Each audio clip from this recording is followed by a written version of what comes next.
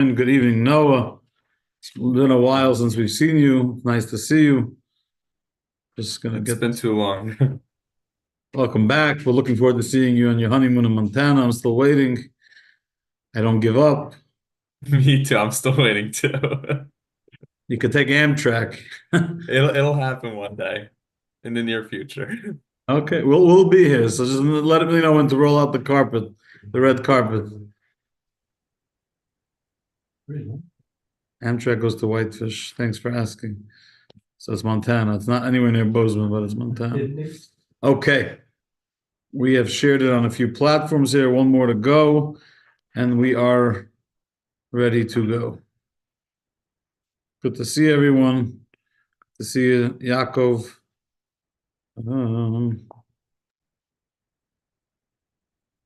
Okay.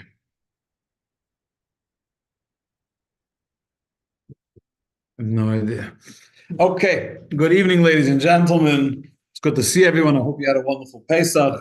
I want to first take a moment to congratulate Liam here in the classroom. A little birdie told me that today Liam was offered a non-kosher brownie and he refused to take it because it wasn't kosher, and it was a very beautiful thing. You didn't know about it, did you? No. I told you. I didn't know. And so the rumor spread around Bozeman. So it was a well done. And that's not any brownies are not an easy thing to decline for anyone. And so a beautiful Kiddush Hashem, a sanctification of God's name, and a sign of an inner core, an inner foundation that's pretty strong. So congratulations. I'd like to dedicate tonight's class in memory of Gidon ben Yitzchak, Hagai's brother who passed away. Hagai and Margot are on the class live.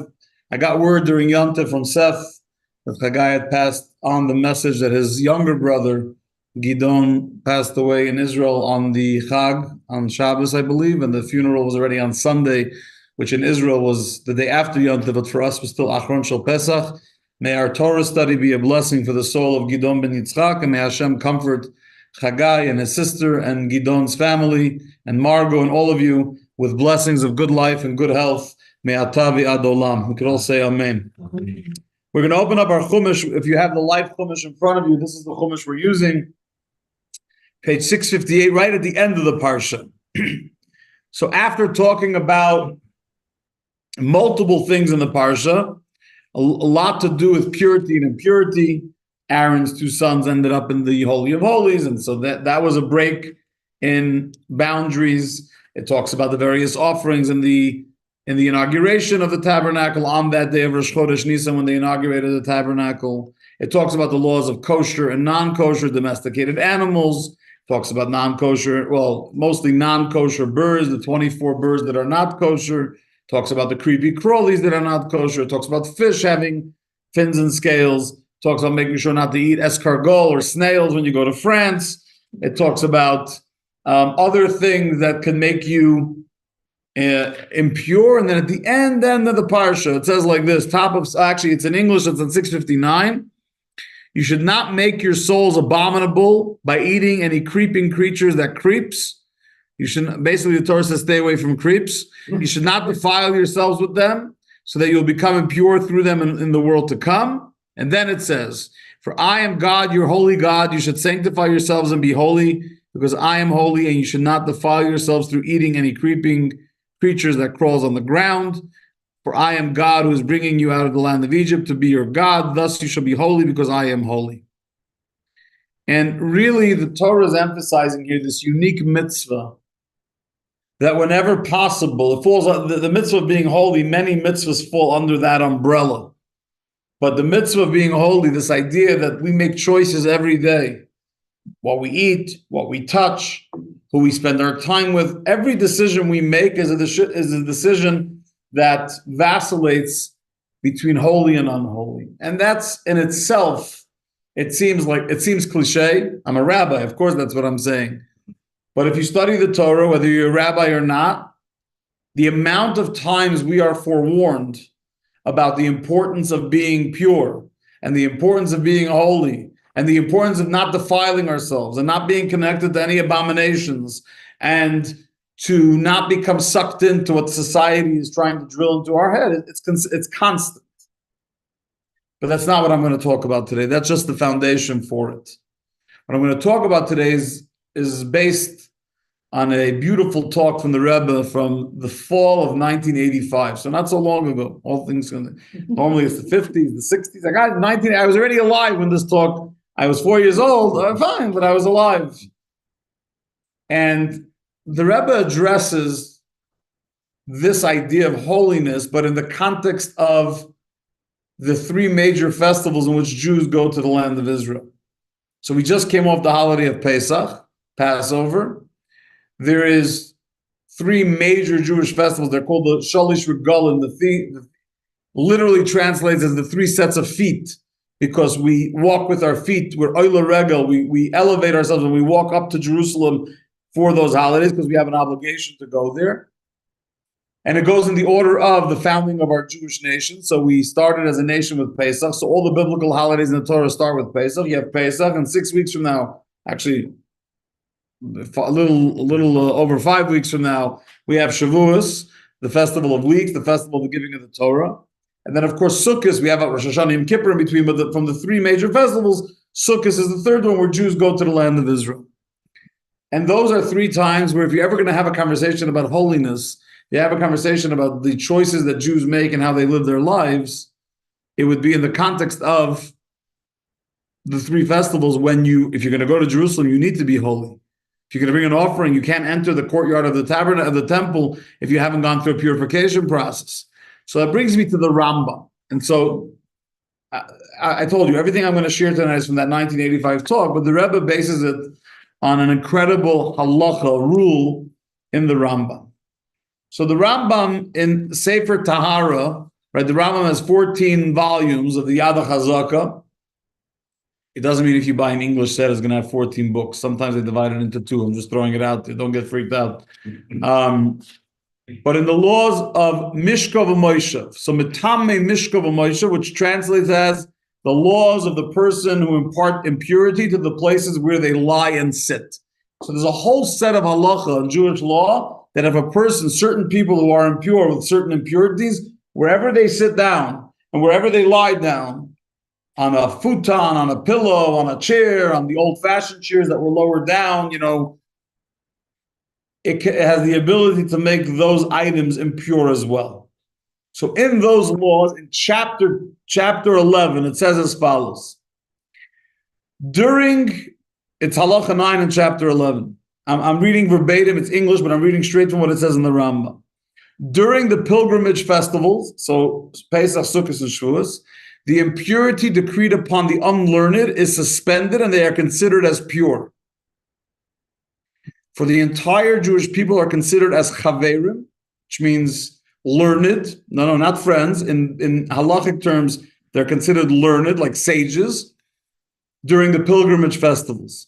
All of their utensils, their food, and their liquids are considered as pure during the festivals, for everyone purifies themselves and ascends to Jerusalem on the festivals.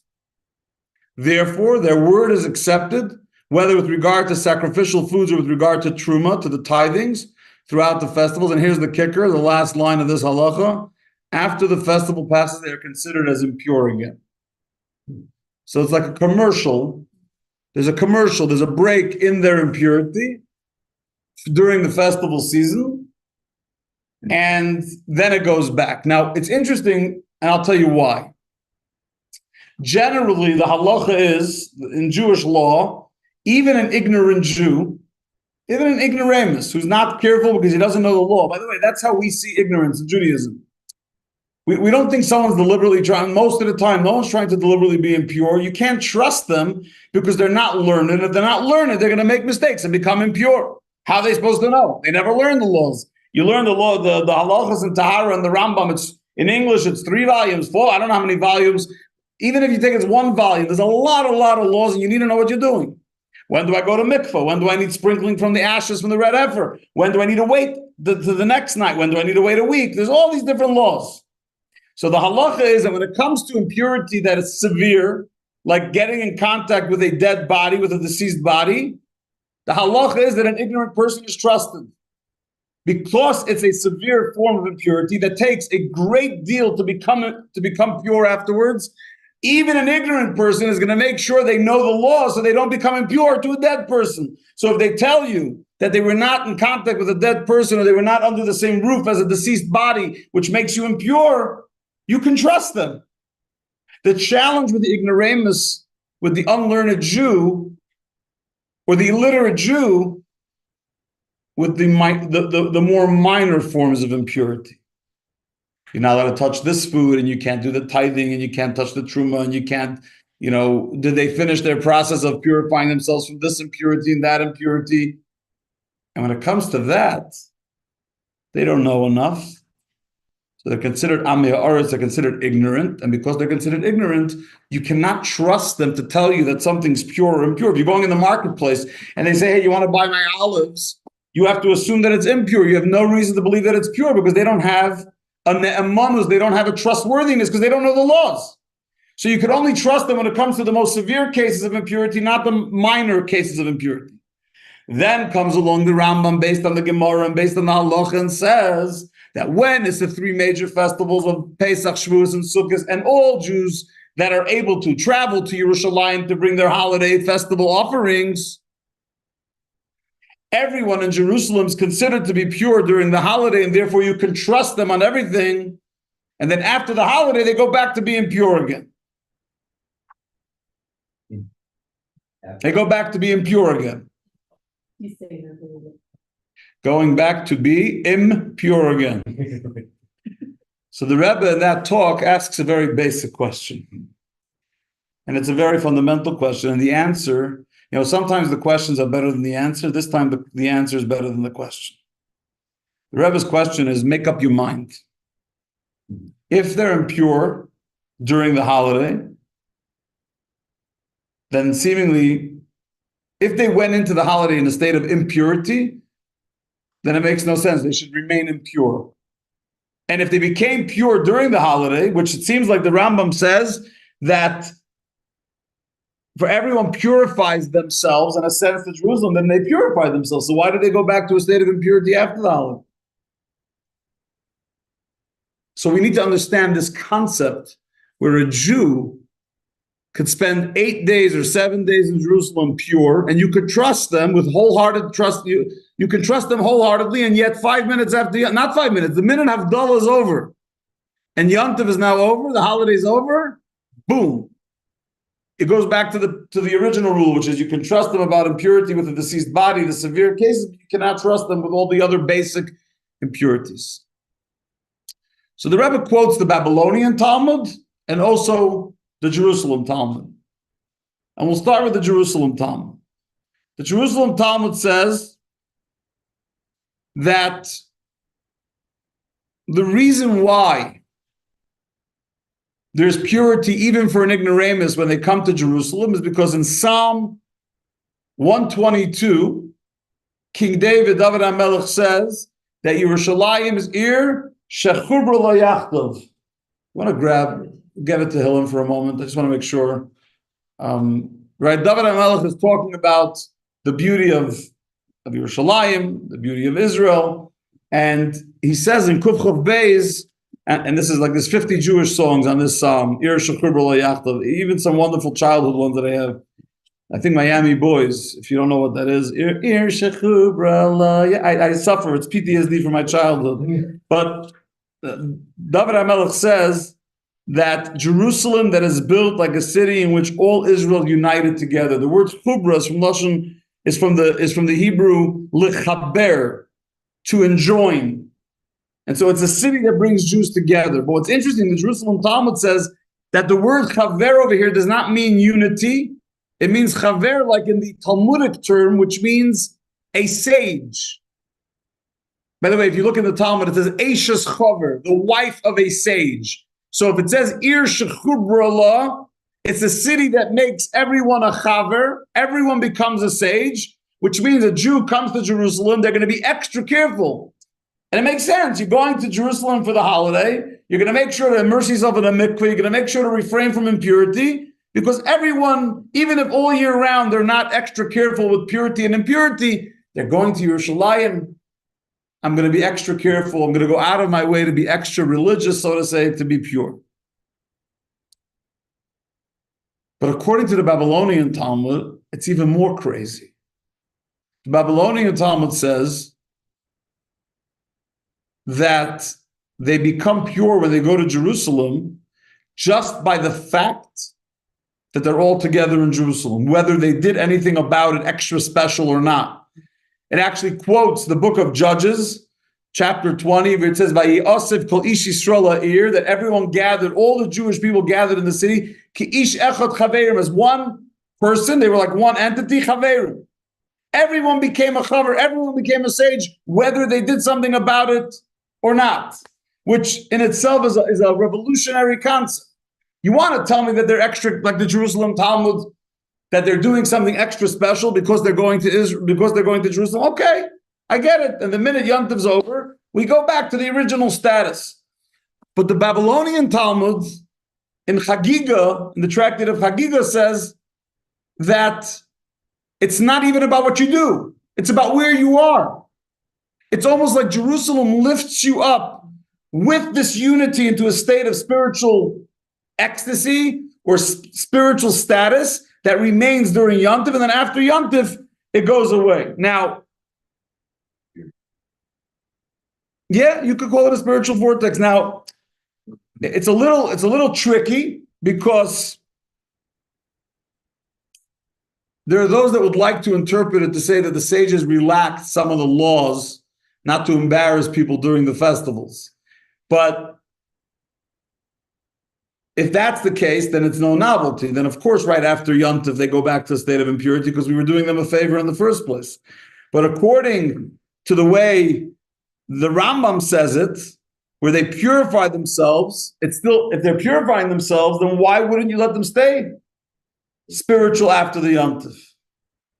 And that's what the Rebbe is really getting at, and that is, on during the festival, all the Jews are judged as a collective.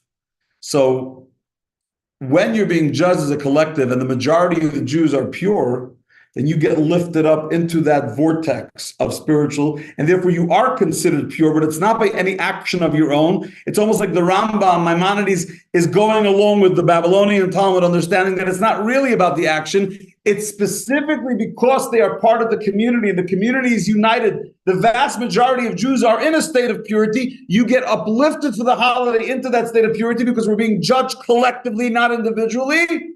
But the minute Yom Tov's over and there's no more of that spiritual vortex, you're going back home, you go back to your original status, which is a very, very powerful statement.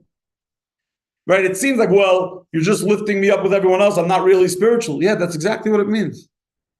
You aren't really spiritual. You're still an ignoramus who never learned the laws.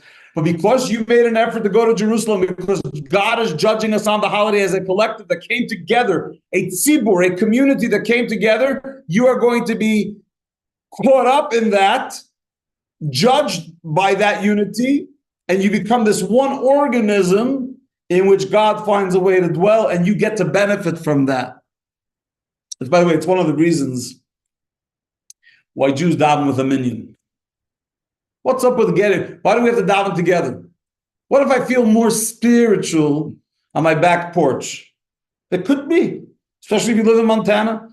It could be very well more spiritual. I mean, I happen to think shul is pretty spiritual, but I'm a little biased here. But I could understand why someone would say they live, I don't know, live up in the mountains in Bridger Canyon, and they want to go on their back porch and talk to God. By the way, most of the people that say they want to talk to God on their back porch, generally it's just a way of not coming to shul. It's not because they really want to daven on their back porch, but let's even assume that they really want to do it on their back porch because they feel more spiritual, or it seems more spiritual. You're lacking one major component, which is that if you're on your back porch, God is judging you for who you are. And that could be a big problem for some of us. I'd much rather God judge me in the presence of the collective, and therefore we all feed off each other. And maybe I messed up this week, but the guy next to me didn't, or the woman on that side of the mechitza didn't, and together we're uplifted into it, and we're judged as a collective, like it says in the verse, that God dwells amongst them when they're impure. It says amongst them, which means when we are a them, when we are together, even when we're impure, God has reason to keep us going. The minute we distance ourselves from the community. It says in Ethics of Our Fathers in Pirkei Avot, this week's going to be the first Shabbos we start learning Pirkei Avot It's a slow connection. I apologize to those of you on Facebook. I have no idea what that means. I'm not a tech guru. When it says in Pirkei Avos, Al Tifrish Min HaTzibur, this Shabbos, we're going to start reading the ethics of our fathers. It says, don't separate yourself from the community. There's a lot of meanings to that. There's a lot of virtue in that. There's a lot of value in that. But one of the most basic understandings is you move away from the community. You think you can be a Jew and you don't need to be with anyone else. You think shuls are silly. You're missing one of the most important facets of what it is. And that is, it's a place for Jews to be judged as a collective instead of as an individual. That's why the Hebrew word for a minyan, the Hebrew word for a community is tzibur. Tzibur is an acronym for three Hebrew words. Tzadikim, Beinanim, Rishayim. Righteous, intermediate, wicked. That's what a community is made of. You want to be in a community with only righteous, you're in bad shape. You want to be in a community where every faction and every flavor of the Jewish community is represented, because then you know it's truly a union. And when it's a union and the Father in heaven, our Father in heaven, sees that it's a union, he has every reason to grant us the blessings because he doesn't see us individually, he sees us collectively. To me, the idea that purity, which is something taken by Torah so seriously, can be changed because a Jew finds himself within a larger community in Jerusalem, is a fascinating, revolutionary halacha. Because it empowers us to understand and to truly internalize what a community means. This whole business, people tell me all the time, oh, Rabbi, I've been doing Judaism myself, and fill in the blank, whatever, godforsaken Hicktown they're talking about. Yes, you could, and it's very noteworthy when someone is able to survive as a Jew and keep their Jewish identity and even observance, and they're alone. But that should not be the go-to place for a Jew. I know now there's this whole, in the last decade or so, a lot of people from New York and the bigger cities are like, we're going to move to rural Georgia and we're going to start a farm. It's a nice idea to start a farm, as long as you have 20 other families on the farm with you. But to leave and take your family and go to a place where there's no tzibur, you're missing. It's not about the minyan. It's about the community that's created, the union that's created, the oneness that's created that's unbeatable. They say the story. They say the story about a father who had three sons, and they never got along. So he asked them all to bring a bunch of sticks into the house one day, and he gave one stick to each kid and said, "Can you break it?" So yeah, sure. Boom. Then he took 6 sticks together and asked them if they can break it. Of course, they couldn't. And his message to them was, if each of you runs life on your own, if every one of you goes solo, you're very breakable because you're an individual. But when you're together as a front, as a united front, you have strength that's unbeatable. The power of the Jewish people is in our unity. The power of a family is in its unity. I'll tell you actually a story. I heard it from my classmate. His name is Rabbi Zalmi Tachtel. He's the Chabad rabbi in Lawrence, Kansas, at the University of Kansas, I think, or KU, Kansas University. Yes, KU. KU, Kansas University. So he has a brother who's the rabbi at the University of Arizona in Tempe. And he said as follows. He said, this is about 15 years ago. There was a kid, there was 3 children. They were son of a prominent Jewish doctor, a prominent Jewish couple in Southern California. And there's one son, the middle son, his name is Matt. He went to school at the University of Arizona for college, and there was a group going for the big Chabad on campus Shabbaton they do every year for college students in New York. And this is like, I don't know, I think 13, 14 years ago. He does not have a Jewish name like Cohen or Grossman. He has a very Jewish name, but it's a peculiar name. It's not a common name. And while he was waiting to check in at the check-in in Brooklyn, there was some papers there with lists of students, and he while he was waiting, he was just looking through, and Matt sees that on the list there's someone that has the exact last name as his. Her name is Sasha, but the same last name, and she's coming from University of North Carolina, UNC. What are the odds? The same last name. It's an odd, unusual last name. So he decides that over Shabbos he hopes to find out what her story is. By Shabbos afternoon, so already 24 hours later, he finally walks by one of the tables at the big luncheon, and he sees a tag or something where it says North Carolina. So he goes, "Oh, I'm looking for a girl named Sasha." So she goes, "Oh, that's me." So it's very odd, I have the exact same last name. So they start talking, and it turns out that unbeknown to Matt, his dad had a brother, he was a living brother who he got into a major rift with 15, 16 years earlier, cut off all ties to the point that his own children didn't know there was a brother living across the United States. So basically, he meets his first cousin that he never knew existed, and they're both at the Chabad on campus Shabbaton.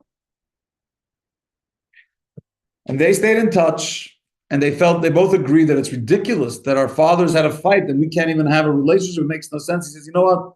Matt says to Sasha, "Listen to me. We got to end this. In a few months from now, my older brother's getting married in Southern California. I want you to come as my guest." Mm-hmm.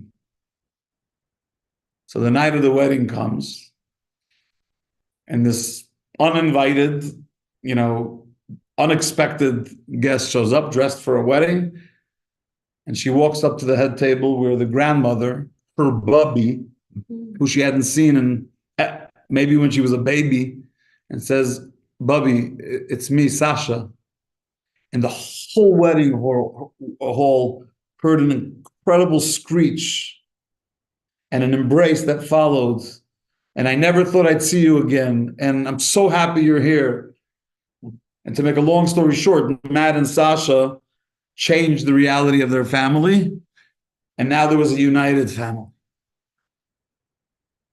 Ego, money, power, stupidity, silliness, jealousy, animosity, a lot of things get in the way of healthy unions, community unions, family unions, friendships. But there's nothing greater in the world than healthy, strong unions. Those are unbreakable.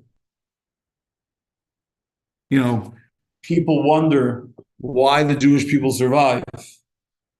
There's a lot of answers to that, and I'm sure every pontificator will give a different answer, but there's no question to me that a big part of that is that we've always had one thing that's united us.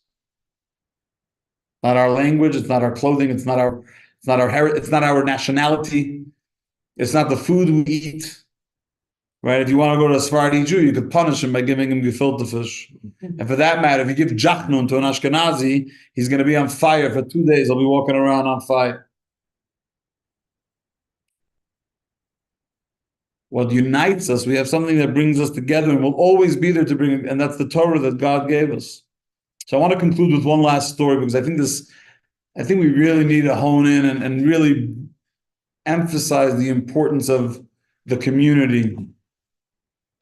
It's a similar story, except this time the father was on his deathbed, to the story of the sticks. The father says he has 3 sons. He has a son who's wise, very smart, learned boy, young man. He has a son who's very, very strong. He works out all day. And he has a son who's a lazy bum who doesn't get off the couch. Before he dies, he calls in his wise son and says, "Hey, sweetie, I want to tell you a secret. In the forest out wherever, there's a treasure that I hid. So if you go out to the forest and listen to this coordinates on the map, there's a little hut. If you go into the hut, if you get through the door, I have a treasure there and you can have that as your inheritance." The wise son listens, doesn't say a word, he keeps it to himself. Unbeknown to him, his father also called in the strong son and said, "By the way, here's the coordinates on the map. if you follow these coordinates, you get to this hut. There's a treasure. So eventually, the father passes away, and they do their shiva, and they do their mourning, and they do everything, and everyone's keeping the secret from the other. And the wise son waits for the strong son waits for the day, and he sneaks out to the forest. He follows the map. He gets to the hut. There's a combination lock on the hut, and he tries to break the lock and break the lock and break. It doesn't work. He tries every different way. He tries to pick it. Doesn't work. Eventually, he goes home. The next day, the wise son goes, but he's the wise one. So he figures out that it's the dad's birthday, and he figures out how to open the lock. He figured out the code. Except when he takes off the lock, turns out the door on the hut is made of steel. It's too heavy for him to open it himself. He needs someone that's very strong. So the wise son, figured, I'll go and ask my strong brother to help me open it, then we'll do 50-50. So he goes home and he tells his brother, the strong one, Dad left me a treasure. Problem, and I figured out the lock. The problem is the door is too heavy. He says, really? Dad left me a treasure too, but I couldn't figure out the lock. But maybe if we do it together, we can split it. Beautiful. So they come there. He opens the lock. He takes off the door, and there's a treasure chest. And on the treasure chest it says, with the brotherly love is the greatest blessing. Fantastic. They open up the treasure. It's loaded with crazy amount of golden coins. And they're going to split it. And then as they realize, hold on, what is he saying here? He's saying brotherly love is the greatest blessing, which means we need to include our lazy bum brother on the couch too. That's what a family does. Just because he's lazy and you're smart and you're strong doesn't mean he shouldn't get part of his father's inheritance. So they divide it not 50-50, but they divide it in 3 and they share it with the other brother. And the moral of that story is the power, again, of working as a team versus working as an individual. Everything's harder when you got to go it alone. I know it's the macho mentality of America. You got to be macho. I pulled myself up from the bootstraps, and what do they say? I'm a self-made man. First of all, no, you're not. You didn't get to work on the roads that you built. And when you were in the hospital with your heart disease, you weren't healing yourself. There was a doctor there that was healing you. And on and on, so on and so forth. If you didn't have a wife that was an angel, you would have been in real trouble. And so no one's alone. But the more we learn to work as a community and to see each other for the value that we offer in said community, we are not only creating a nice, fluffy community, we're actually invoking the greatest blessings from Hashem. Because when we come as a collective, our personal sins and our personal flaws and our daily mistakes are not being judged necessarily just as an individual. We're being judged as a collective. And when we're judged as a collective, we're all better off like the Jews in Jerusalem who were judged during the holiday as one organism instead of an individual sinner who's most of the time impure. They were judged as pure people because they were swept up in the spiritual ecstasy or the spiritual vortex of their brothers and sisters. And so may this parsha be a lesson for all of us to never think that we can go it alone without our community. Of course, there are many mitzvahs we do alone. No one can put on tefillin for you. No one can light Shabbos camels for you. No one can eat matzah for you. There's a lot of things you got to do alone. But when you do that mitzvah, and you get to do it amongst your brothers and sisters, you get to do it in the community, it uplifts you to a state of spirituality that's impossible of attaining. You cannot attain it on your own, no matter how hard you try, and ultimately brings us to the greatest time of Jewish unity, the ultimate time of Jewish unity, and the ultimate time of Jewish purity, when we won't have to have a swept up state of spiritual purity because we will all be pure, as it says in the prophets, the spirit of impurity will be eradicated from the world with the coming of Mashiach Tzidkenu, may be speedily in our days. Amen. Have a rocking week. Be inspired, be uplifted, and we'll see you back here soon.